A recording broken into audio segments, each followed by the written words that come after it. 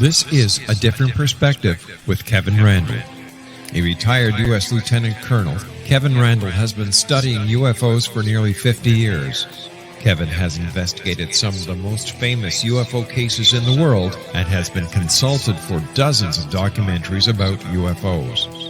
Considered one of the leading experts into the Roswell UFO crash of 1947, Kevin has written more than 25 books about UFOs, including the recently published Roswell in the 21st Century. Now, here is the host of A Different Perspective, Kevin Randle. And welcome to this edition of A Different Perspective. I am Kevin Randle.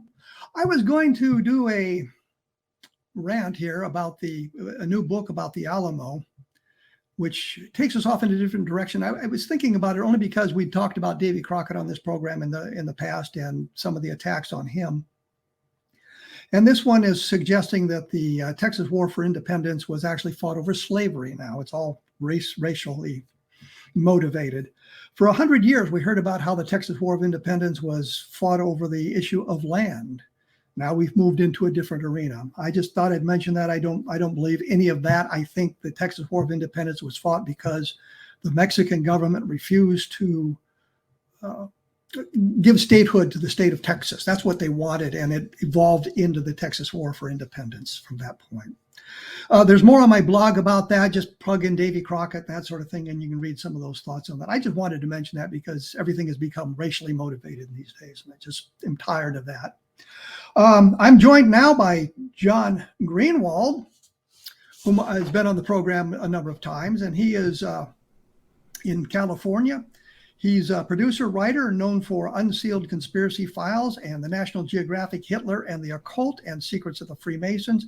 He is best known as a creator of the Black Vault, a website that houses thousands, probably millions of UFO-related documents obtained through FOIA from dozens of government agencies. He has been the master of ceremonies at many UFO-related conferences and symposiums, and is one of the leaders in the UFO community. And his new book, which I have right here, well, that's not that new, but his book is Inside the Black Vault, which is the government's UFO secrets revealed. John, welcome to A Different Perspective. I appreciate it, Kevin. Thank you. It's good to be back. Always fun to be here with you. Yeah, we have a good time when we know stuff about UFOs, so that's kind of that's fun. Right. One of the reasons I wanted to talk to you again is this Hottel memo. You just got an unredacted version of it, I guess, that you pushed up on the Black Vault. Tell us a little bit about the Hottel memo, what it's about, and what the unredacted version revealed to you. Sure. So this memo itself was not new in the sense that it's been around for quite some time. It talks about, and I wanted to pull it up to make sure I accurately quoted it, but it was March 22nd, 1950 when this memo was written. It was by Guy Hottel or Hottel. I'm not sure exactly how you pronounce it, but essentially he was the special agent in charge for the Washington, D.C. office. And he had written this memorandum to J. Edgar Hoover, and he had relayed information about flying saucers and flying discs. And in it, which is kind of what piques everybody's interest, he says, an investigator for the Air Force has stated that 3 so-called flying saucers had been recovered in New Mexico. They were described as being circular in shape, with raised centers approximately 50 feet in diameter. Each one was occupied by 3 bodies of human shape, but only 3 feet tall, dressed in metallic cloth of a very fine texture. Each body was bandaged in a manner familiar to the blackout suits used by speed flyers and test pilots. So it obviously has piqued everybody's interest, but for years, for decades since this had come out, the names of the informant and where this information came from was redacted. You could read everything else.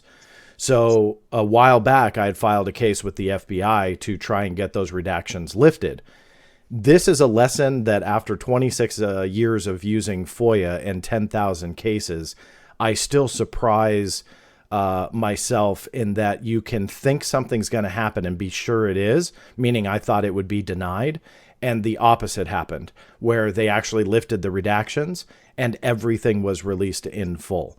and it revealed that the information came from a Special Agent R.H. Kurtzman. I've looked him up. I found him in other records, including what the FBI calls their dead list.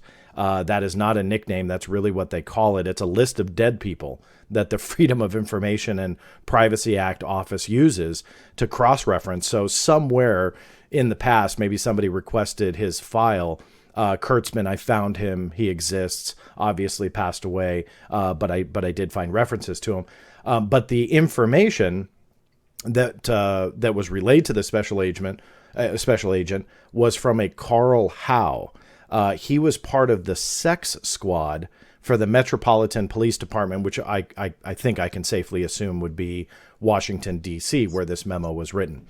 So the information goes somehow to this sex squad member, is then relayed to the special agent in D.C., then it goes to the special agent in charge, Guy Hottel, and then he sends it on to J. Edgar Hoover. And here we have this memo that will forever live in UFO legend and lore till the end of time. So that's the background of the memo. What's the date on the memo? March 22nd, 1950. So you're a couple years out from the Roswell story. But what I'm thinking here is we're talking about the 3 crashed discs. Mm-hmm. And it reminds me of Behind the Flying Saucers, which was published in 1950.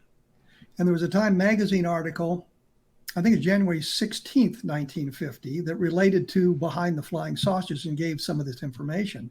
So I wondered if that wasn't the ultimate source of this information that went to Hottel. Yeah, there's definitely around this era a lot of rumors that were going around, and you have and I'm drawing a blank on his name, but the con man around this time. I just did a video Silas Newton. Yes, thank you. I was drawing a blank on his name with reading all the special agent and agent names. But so you have Silas Newton floating around.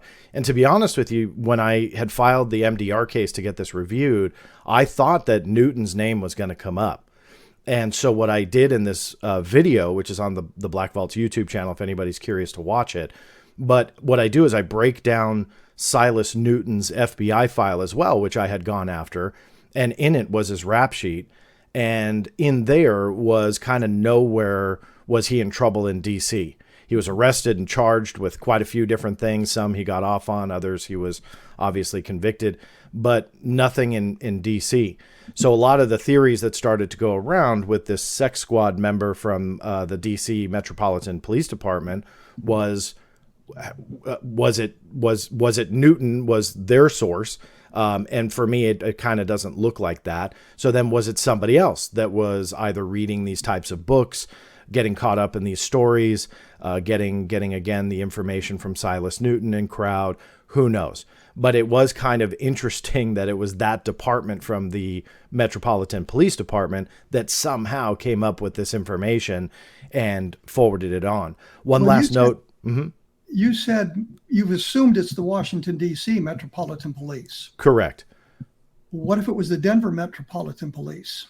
Well, the reason why I would say that is if a Metro PD in whatever city, if they feel that there should be federal involvement, they'll go to their local field office versus somewhere else. So if they, if it was Denver, if they kind of jumped and went to FBI headquarters, it wouldn't have gone to Guy Hottel. See what I mean? So I think that Metro PD probably went to the local field office in D.C. That agent Kurtzman then said, okay, this is something that should be passed up the chain. Following that protocol, he would go to the special agent in charge.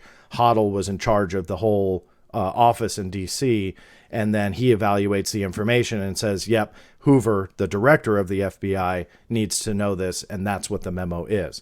Now, the reason I brought up Denver is because in March of 1950, your pal Silas Newton gave a lecture at the University of Denver.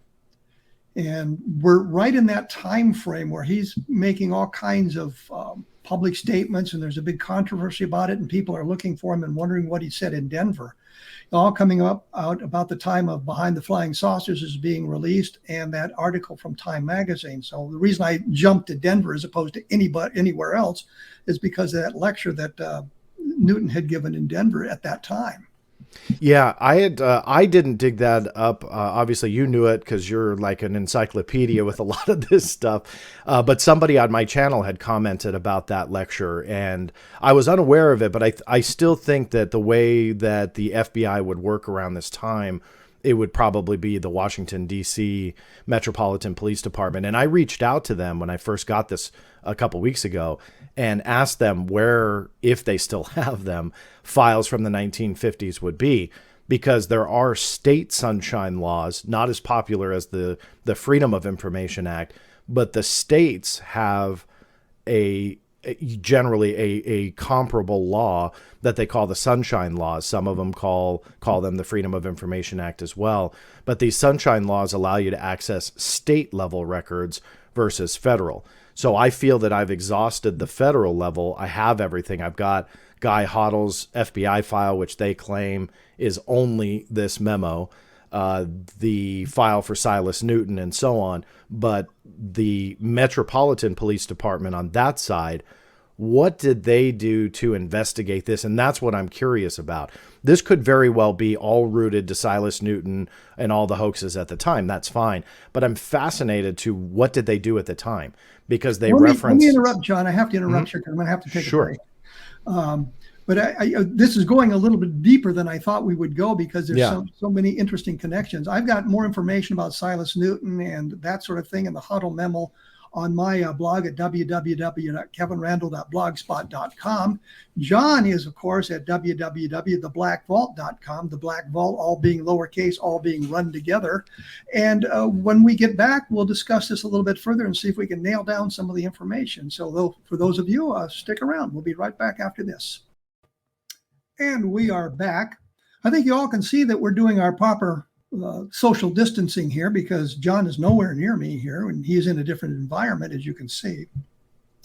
When we went away, we were kind of following up on some of this Hottel memo stuff.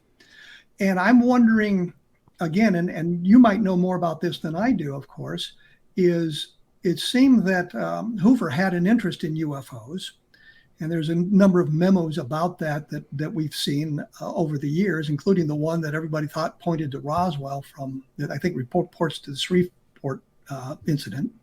But I'm wondering if there might not have been a special chain of command for UFO-related material in 1950 that would have jumped from the local office in Denver, for example, right into the D.C. office in Hottel, who might have been the ramrod on this sort of thing.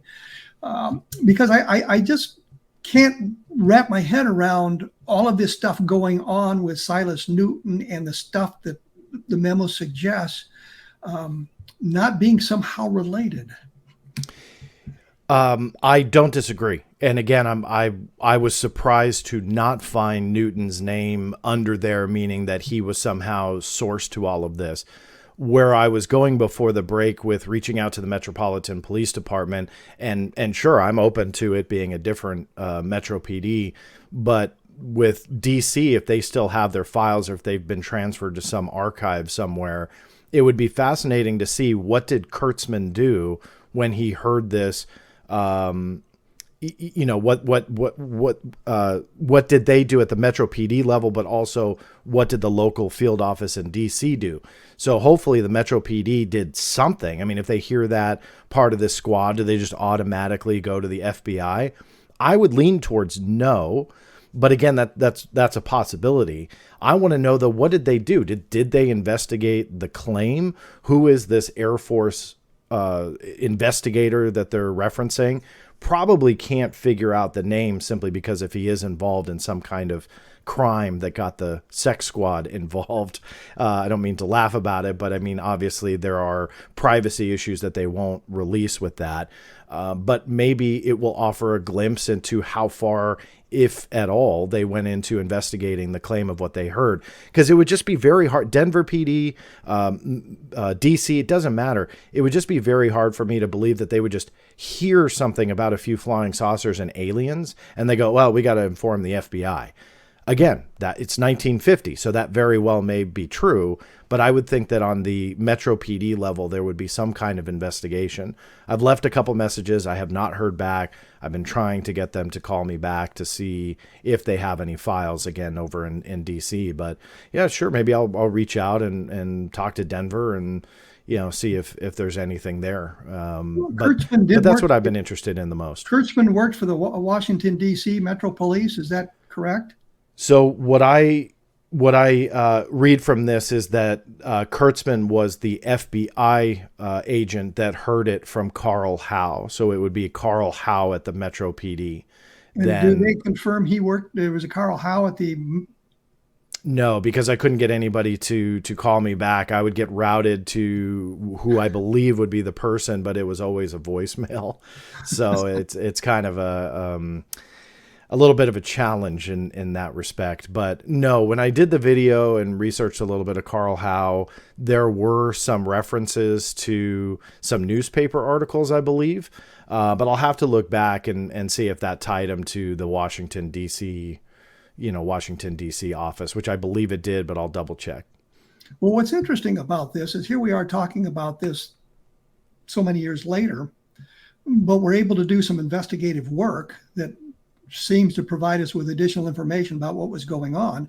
And I had something like that happen, and everybody on the show knows about that, with a guy named Dalton Smith, who we'd never heard of in connection with Roswell. And suddenly his name appears, and it turns out he shared a phone with Jesse Marcel. So he's an intelligence guy, but nobody ever talked to him. And he, of course, died a number of years ago. But we were able to link all that information together through the resources we had. And that's kind of where we are on this one. We don't have the original source of where the information came from. We're looking for that, and that kind of interesting. And that's at this point, when it comes to this memo, kind of the main focus, because everything else is exhausted on the federal level. So it's a question mark on what did the PD do, if anything, before they turned it over to the feds, or which PD it really was. Yeah, and again, I'll double check. I'm pretty sure that the newspaper articles that did reference Carl Howe were in reference to the DC Metropolitan Police, but I'll double check that. Well, the only thing I'm thinking of is I know that the Denver police would, of course, talk to the FBI if it was necessary for them to talk to the FBI, which would have communicated up the chain of command to Washington, D.C. eventually, if it was something that they needed to know about in Washington, D.C., something that made a more expansive federal interest in that. So there's just kind of my thoughts on that. Yeah, I wanted to talk to you a little bit about your thoughts on NASA moving into UFO investigations and where you thought that might go, and do you have any insight to what's happening with that? I do a little bit. I mean, I kind of approach it in two different ways. The first part is I'm excited. I mean, I think it's great that they want to look into UFOs and revisit the topic. And, obviously they were involved in the SETI program. I know that that's not UFOs per se, but at least exploring extraterrestrial intelligence. But that was decades ago. So now that they're back in this arena talking about UFOs, very exciting. The problem, though, and this is the negative part of it for me, is they want to be very transparent with the public. And that's great. On the surface, that seems fantastic. From what I understand, the last I've heard, and I've dug into a lot of the email communications, I've gotten literally thousands of pages in the last year from NASA, discovered quite a few different communications. It seems like, the last that I've heard, that most of them will not, most, not all, but most will not have a clearance. They will not be encroaching on classified data. They will not be exploring that avenue at all. In other words, trying to be as transparent as possible. So they have to cut that out if they're going to be doing these public reports. Well, from a scientific standpoint, that bothers me a bit, because even though I'm not demanding to know the classified aspect of this, but rather from a scientific nature, if you are going to explore something, you need to look at all the data, classified or otherwise, in order to make a viable conclusion. So these scientists are exploring this in the right way, with the right intention. But the problem is they are omitting a portion of the data in the process. And they are saying, we're not going to look at that. So what happens in the end? Let's say, I'm jumping the gun here with speculation, but they issue a report. They have statistics. They say XYZ is unexplained, unidentified. We're not sure. But it just could be unexplained because they denied themselves part of the data to call up the Air Force or call up the NRO or call up whomever and say, hey, on such and such date in this general vicinity, we're exploring this, and see if there's some kind of classified angle to it. Because as much as I don't think classified technology and programs explain 100% of UFO cases, I don't believe that, it's still a part of it. So when you omit that data, I think you're tainting the investigation. So excited they're doing it, but I think they're doing it in the wrong way. Well, are you suggesting they're if they run into a puzzling case and they would call the Air Force or whomever, and they say that was classified, they would drop it, they would push it up to the boundary of classification, or is there just a body of classified information they know is out there, but they're not even going to make queries about what is going on? From what I understand, that they're not touching that arena at all, not pushing it with a question or anything, because if they don't have clearances and there is a classified test or a classified platform at a certain altitude or whatever, as you know more than I would, those types of pieces of information are classified in itself. So you can't tell somebody without a classification, well, look, we've got something flying up there at 75,000 feet, but we can't tell you anything else. I mean, that confirmation in itself is problematic from a national security standpoint. So if you're talking about scientists who have great intentions but don't have proper clearances, they're not going to be able to ask those questions, and they're not going to be able to hear any viable answers for that reason. Because again, I think that you're going to hit some kind of a wall if they tried to reach out because they have no clearance. That wall will just stop them from getting that proper data. So to that scientist, all of a sudden the statistics become skewed because they are denied that data. They don't have it. So it goes down as an unknown. And I think that is potentially, again, problematic from the standpoint that they're not going to be able to determine true statistics, true breakdowns of what they look at and get a viable end result. But a lot of the information on UFOs isn't going to be classified. It's going to come from civilian sources, depending on where their investigations go. It depends, right? And that scope, I don't think is determined yet. I still think that they're trying to outline what the study is. And sure, if they're talking about mostly civilian stuff, that's great. But the same, again, issue arises that if Joe Schmo is out in the backyard and potentially there's some kind of flyover or something to that effect that he wasn't supposed to see. And again, I know that's kind of a silly example, but the information that Joe Schmo conveys, absolutely, they can hear all that. It's not classified. But determining the origin of what Joe saw, that potentially can encroach on a classified arena. Or if a pilot comes forward, sees something off the coast of California close to a naval base, or naval air station, and they're testing something. NASA sees it on their instrumentation, can confirm it's there, talks to firsthand witnesses that nothing is classified. But if it does go into that classified platform arena that they can't confirm, then that's problematic. So I think that in that regard, that's setting NASA out differently than, let's say, the DoD effort, where the DoD effort is quite the opposite. They are operating on heavy classifications up to mostly secret and top secret based on their classification guide.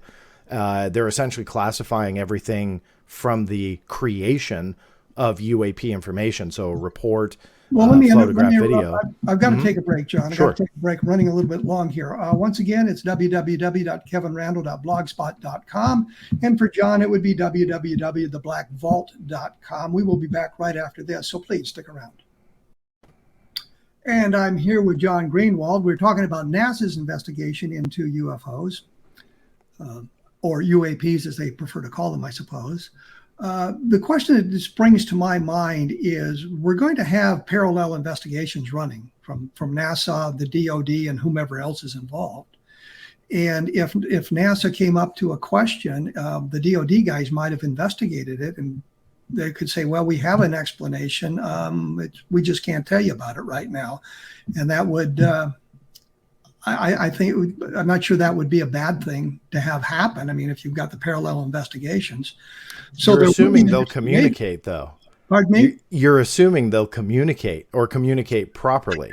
You know, and that's really where the challenge comes in, is that you would think, like, logic would tell us there should be no problem with parallel investigations. But sadly, you've got, with these parallel investigations, one shrouded in intense and immense secrecy, while the other one is trying to stay transparent, but in that process is denying themselves data. So who are you going to hear from? Likely NASA. And what you hear from NASA, we have to then hope and trust that they are behind the scenes talking to the DoD. And I'm not convinced that they would cross that line, not NASA, but the DoD, because they have clamped down on this topic incredibly hard. And a lot of people think we're in this era of transparency, road to disclosure. In my opinion, it's quite the opposite, where they are grabbing a hold of this, the DoD, the military side of this, grabbing a hold of the topic and not wanting to tell the public anything when it comes to the actual facts of what's going on. Well, that leads to the next question, which is, you don't seem to be excited about the DoD investigation into UFOs and how they're going to proceed from that, even with the mandate that has come down from Congress of what they're supposed to do. You know, ironically, I think I'm probably more excited about the DoD investigation because it gives me paper trails to go after. And I see that as a challenge to where NASA, if they're not going to the classified realm, which is fine, despite my concerns about the scientific side of it, there's really not a whole lot of paper trails to go after to see what they're not telling us. Because if NASA adheres to what they said, they'll be transparent. DoD, on the other hand, that's a whole different story. So they'll have these public reports, but behind the scenes, they're going to be doing a lot more classified work. And that doesn't mean that just because it's classified, it's going to stay hidden. The classified UAP report that I got partially declassified is a prime example of that, where the public got a 9-page, kind of a dull report last year, June of 2021. And then Congress got a 17-page classified version. No one saw that. So I had filed a case to get that declassified and was successful in getting it partially released. It revealed a little bit more to the story. It revealed what data they were kind of playing with and looking at.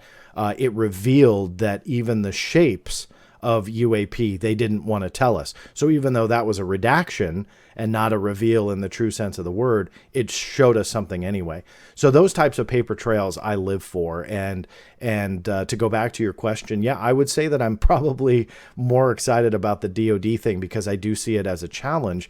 And I believe that there will be much more that they're going to hide. But I think that if myself, and I know a lot of other researchers are out there, are going for the actual information, we may be able to get stuff through FOIA, may take a little bit of time, that will reveal more than any type of public, quote unquote, transparency driven report that they willingly give out.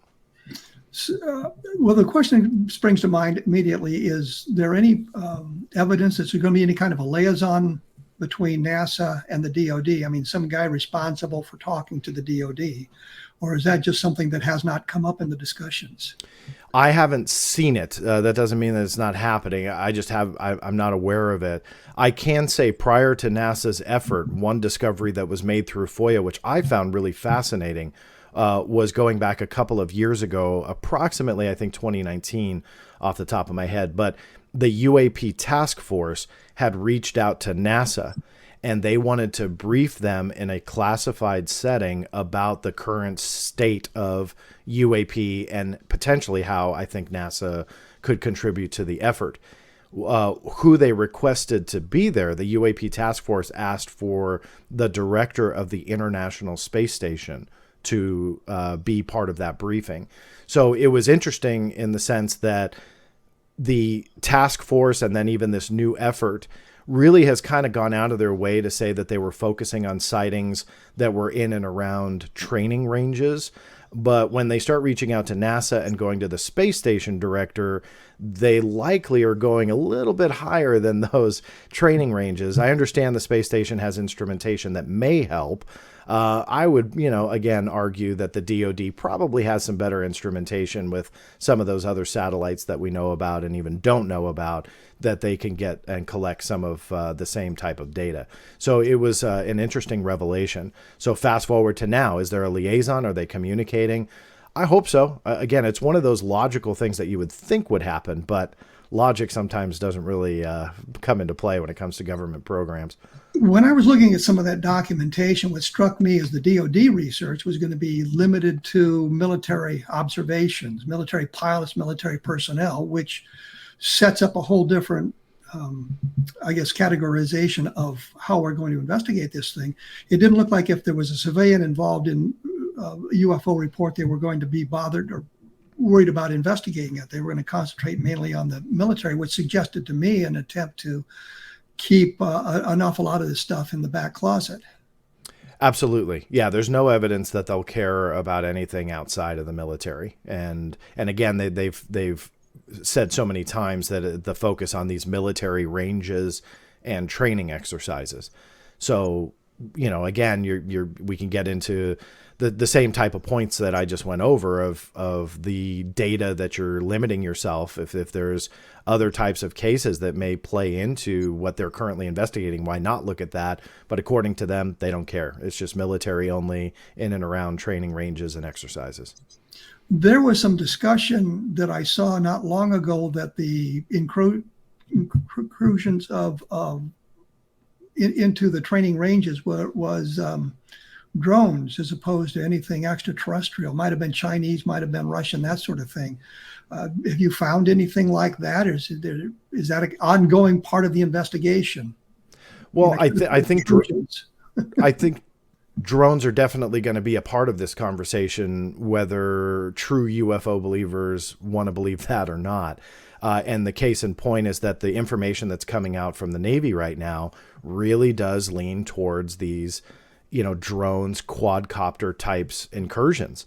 And one was just revealed in the last couple of days by the Drive at the Drive's Warzone website. And they do a lot of writing about this type of stuff, and they did a great job.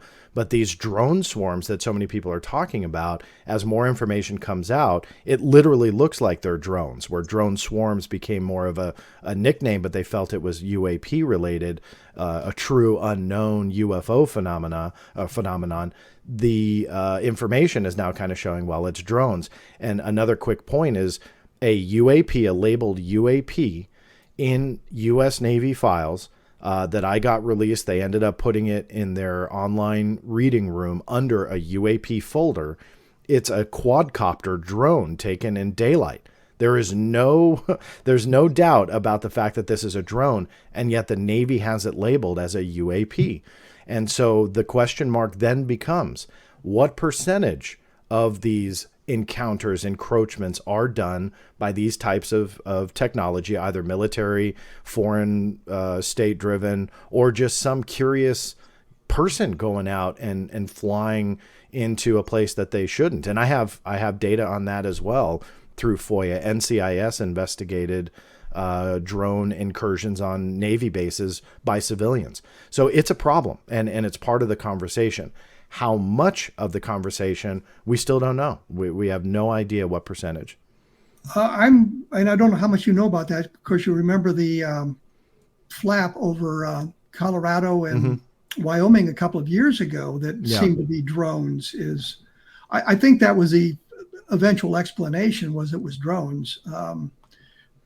It's the same sort of thing that we're talking about here. Right, just probably with a much more sinister agenda, meaning that if it is a foreign power that's flying this, is it China off the coast of California, these cases in 2019, that's obviously a national security concern that we have to look at. In the same regard, I mean, and this is where my skeptic hat comes into play, you're not too far from a Navy testing center out there off the coast of California. And all of these incursions and these encroachments and these problems that people are talking about, usually always happen during a training exercise.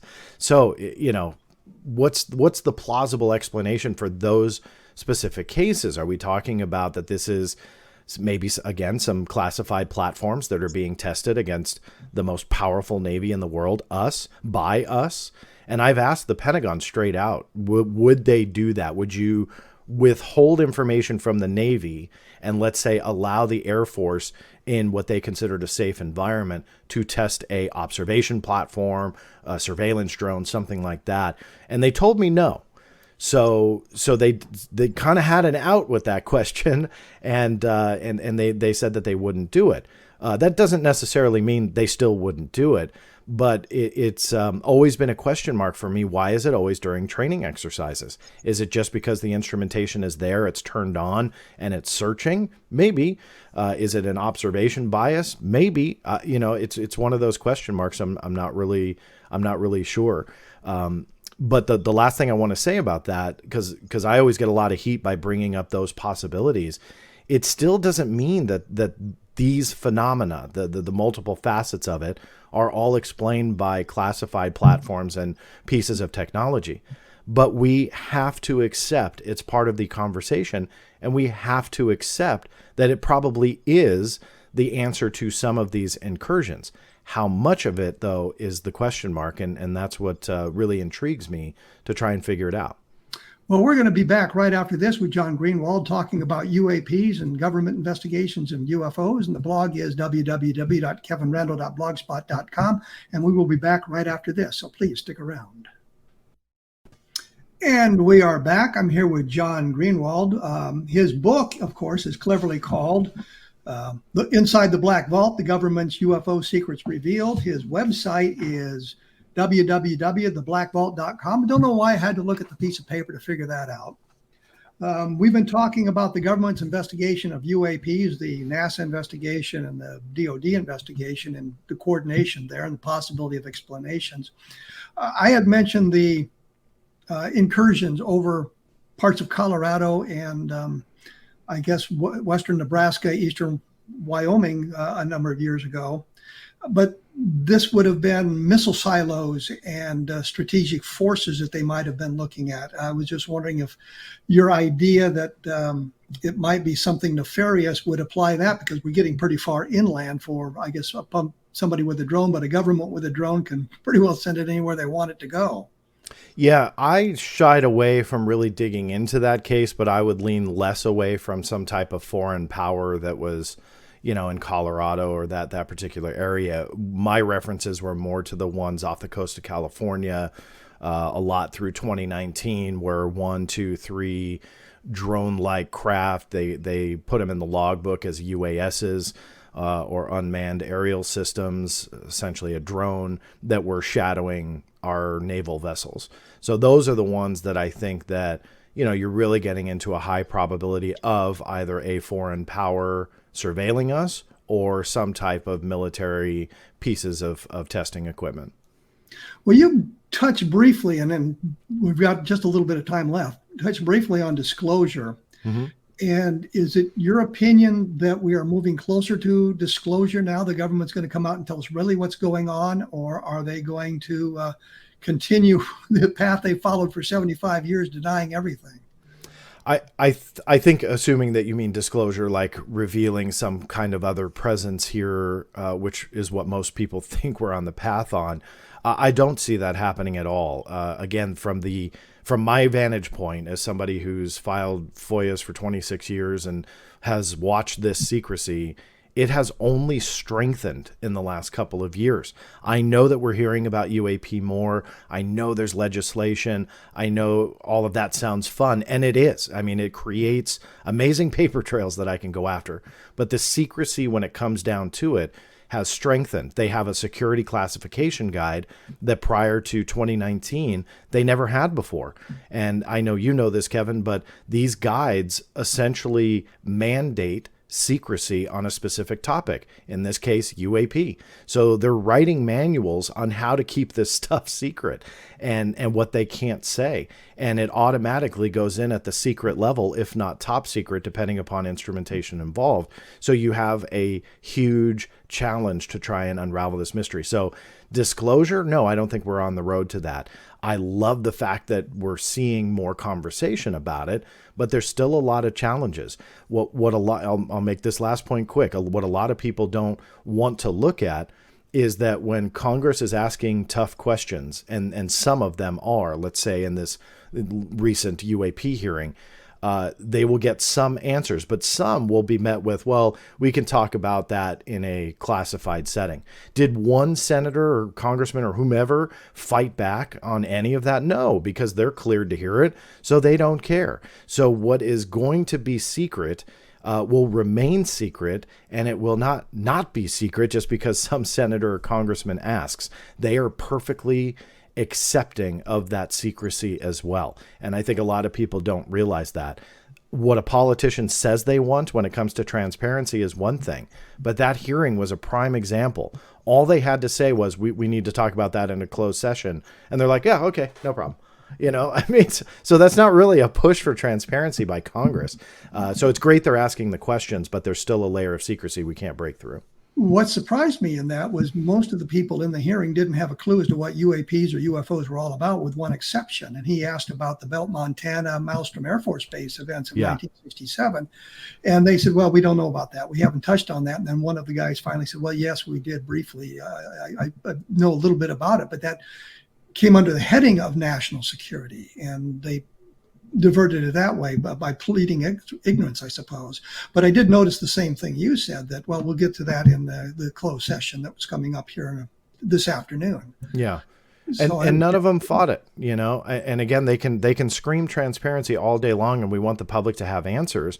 But when push comes to shove and the DOD says, we can't tell you, they were fine with it, because they're going to find out no matter what. They go behind closed sessions. They learn whatever it is, then come out. And then what has happened? And there's been now a couple of years of verified, classified briefings going on for Congress and the Senate, and nothing has really happened where they've come out and went, hey, look, I'm going to reveal something here that the public should know. Nobody's doing that. So I don't see that changing. I noticed that there were a number of points where they were setting deadlines. You must do such and such by this date, and almost all the deadlines have passed without anything being done. We're still talking about it.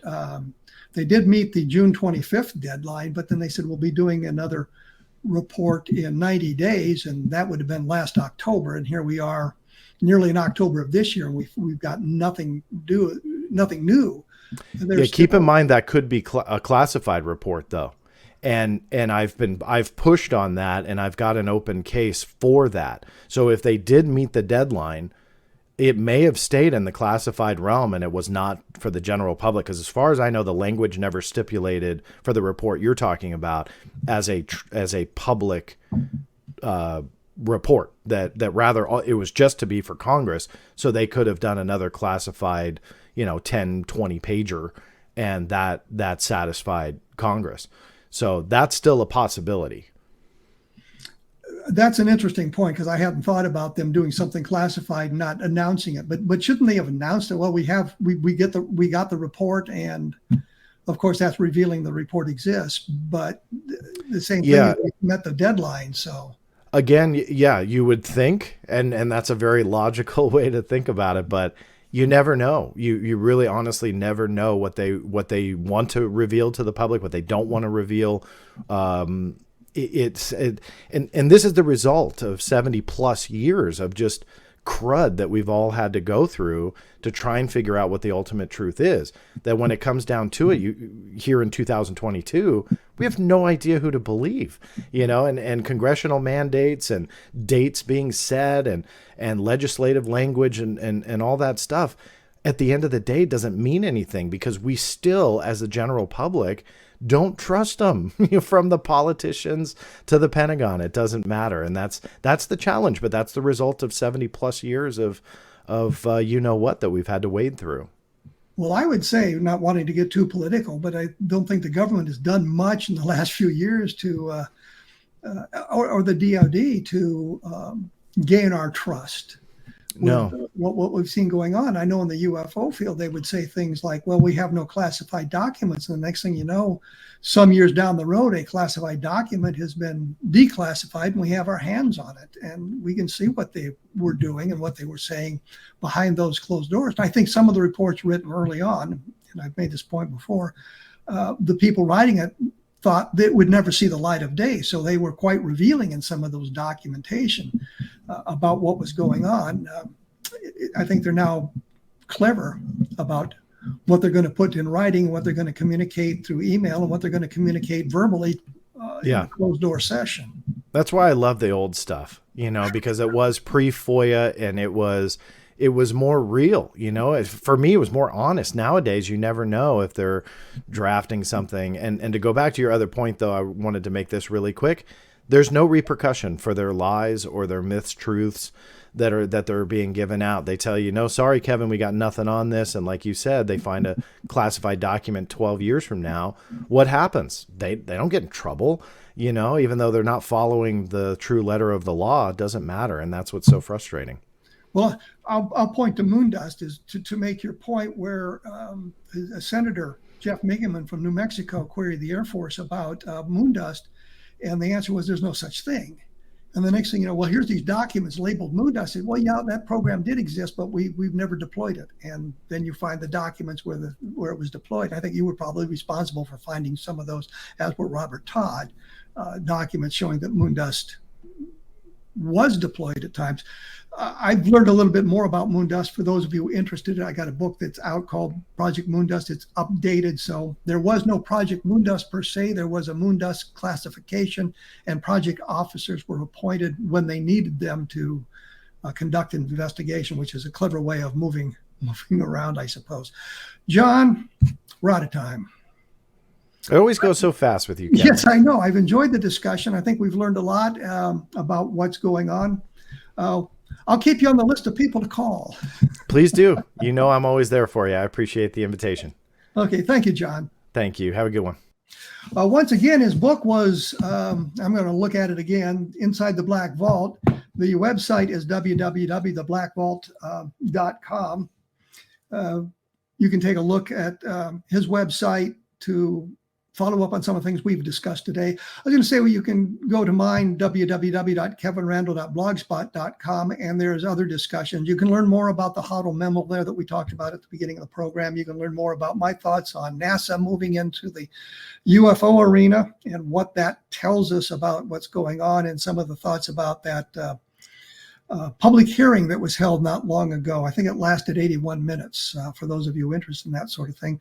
And all of that can be found and accessed to the blog. Next week, thanks to Tucker Carlson, I'm going to be talking about cattle mutilations. It's a topic that I thought would have been dismissed a long time ago because there really is no evidence of alien involvement in the cattle mutilations. I think it's more natural phenomena, but we'll look at my investigations of it beginning in the mid-1970s and moving into today's arena. Following up, at the end of September, I'm going to have on Chris O'Brien, who is at the other side of the coin, at the far end of the perspective, I suppose, with his take on what the cattle mutilations are and how they're related to the UFO phenomenon. And following next week's program, I'll have on Tom Carey again, and we're going to talk a little bit more about his investigations into UFOs and things like that, for those of you who wanted more information. Thank you for tuning in. I will be back in 167 hours with another discussion of UFOs in some realm, that sort of thing. So again, thanks for listening.